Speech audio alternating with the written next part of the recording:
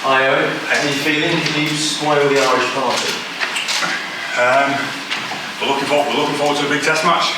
Obviously, Ireland going really well at the minute, going for a Grand Slam, which is a massive occasion for them. And we're obviously hurting a bit from last week, and we're looking to take a step forward. And we're going to play the best that we can tomorrow, and we're looking forward to it.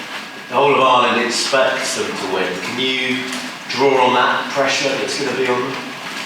I can't control what they're doing. We can't control what they're doing. All that we can control is ourselves. All that we can control is making sure we get our stuff that we want to get right. And obviously there's a good team on the other side of the pitch that is going to play a big part in that as well. So this is test match rugby. Two good teams going at it. I know that obviously they're in the place that they're in at the minute, and off the back of last weekend, everybody's especially from their side is very, I guess, down about where we're at the minute. So but we've no doubt we're better than that, and we're looking forward to the game tomorrow. Is this about restoring pride in English rugby? It's about taking a step forward. It's about us getting better. As I said, in terms of that, I assume you're talking about last week, and obviously that last week wasn't good enough. Never is in an England shirt, but we've obviously been hurting with that as well. We've obviously been looking at it closely, probably closer than everybody else, and we're looking at what we can do better and trying to get that out there on the field tomorrow. There were reports in the week that you had an injury. Any truth in that? I'm fit to play. I'm all good.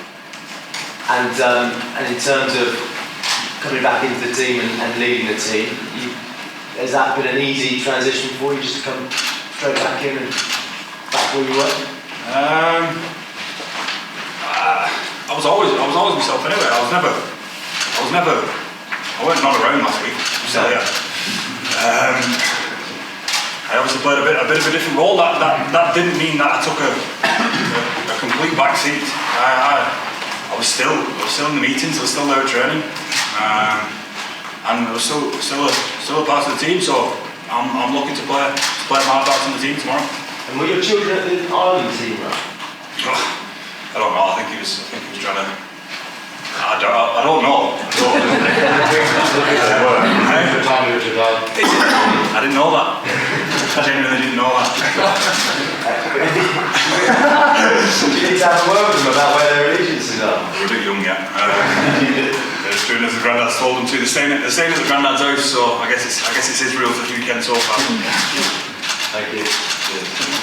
I mean, if you send a message to your dad tomorrow morning, if you did, it might not be a good luck message, but would there be any emotions from you on what he's achieved and what he stands on the verge of achieving with Ireland? We'll see what happens in the game first, won't we? No, they're playing very well. They're obviously top of the log at the minute, top of world rugby at the minute, and that normally doesn't lie. And obviously the team's been doing very well. So we'll play the game first and see where we're at. Just a quick one on Henry Aaron. Is that someone the players are excited to try and get the ball in his hands and let him have a run? Yeah.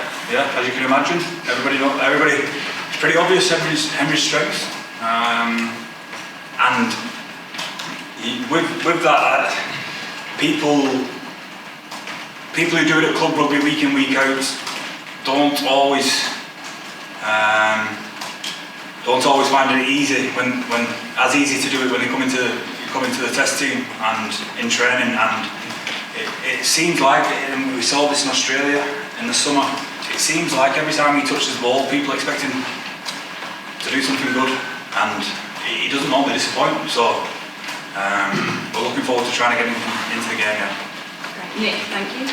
Hi, is it a bit weird playing against a team that's coached by your dad, or is it actually just a great thing for the family and something you can easily just forget about once you get it? It's not weird for us too. It's probably a bit more weird for the family that's supporting. Especially probably my mum. it's like she doesn't. Well, she says she doesn't know what she wants to happen. So yeah, it's probably a bit tough for her. Well, I know it is. But in terms of us, we're just doing our job. He's not out there on the field. It's not direct competition. So we've been doing it for a long time now as well. Like it's not the first time we've done it. So I seem to get asked this question every year. We'll keep going back to it for now. You did play together, didn't you? Play alongside each other. We didn't get on. I played in a pre-season game with him, and we were both on the bench, and he went on and he fractured dislocated his thumb, I think. So I got subbed on for him. Yeah. So no, I didn't play with him. And you never played against him? Never played against him, no. Just for the record, your team's got the England shirt. Yeah. A lot have been made of their Ireland shirt, but they have actually Of got. course I've got an interest. I'm a brother. My brother's got both as well. So I don't think my sisters have got them. Do you get a say? Sorry, do you get a say in what colour they're wearing tomorrow, or is it Grandad's? I've not spoke about it. They came over yesterday on the ferry. They're staying at my granddad's house. He's not there, but they're staying with my mum. So I don't know. I assumed, and I do still assume that they'll be wearing England jerseys. But I see they're trying to sway them. Can I ask you about Johnny Sexton? This is going to be his last Six Nations game. A man you've got an enormous amount of respect for, I'm sure. Yep. Can you sum up what his career's been like in this tournament? And obviously he's not finishing yet, but he is in this tournament. Yeah, well, it kind of speaks for itself. Obviously, his joint probably going to be the top point scorer ever in the Six Nations, which is obviously a massive achievement. The longevity that he's had, but the drive that I've seen firsthand of him driving the team, and the respect I've got for the way that he does that, and how that's been consistent for a long time now. Not just that, he obviously had to battle his way in at the start against another top fly half. So yeah, he's had a. I know he's not finished, but he's had a phenomenal career so far. He's done it all. So yeah, massive respect for that. When you played with him on those last tours, is there something about his preparation or his mental attitude or something, or even his game that you try to take back and use with your own play after? Well, I guess you pick up all sorts, yeah, but I think just his competitiveness, his drive, his want to do things properly.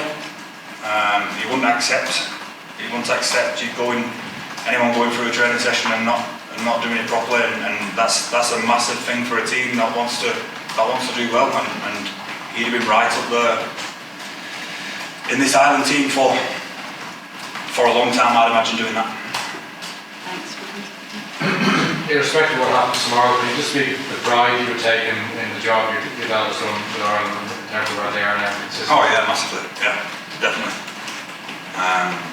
As I said, they're flying at the minute. They're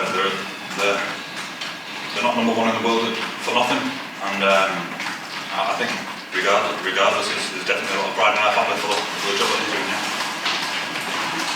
Nick, we'll come to you, and then we'll come to Nick Mullins, then we'll Chris, then we'll finish. Yeah. Oh, and then, you spoke last weekend about how you're obviously just working to iron out a few kinks in the kicking. Do you feel good now about all that? I'm good, yeah. I've been training hard, been trying to get it right, and we'll see now tomorrow. Hopefully I'll be better, which I'm hoping to be. Yeah. I guess you've been out there having a bit of a. Did you have a bit of a session now? Did you? Yeah. Feeling on track? Yeah, went okay. Nick Mullins? For the record, Freddie was wearing, I can tell from a distance, but I think it was a Spider-Man t-shirt. Yeah, that's super right, yeah. Yeah, it was a neutral t-shirt. So you're right.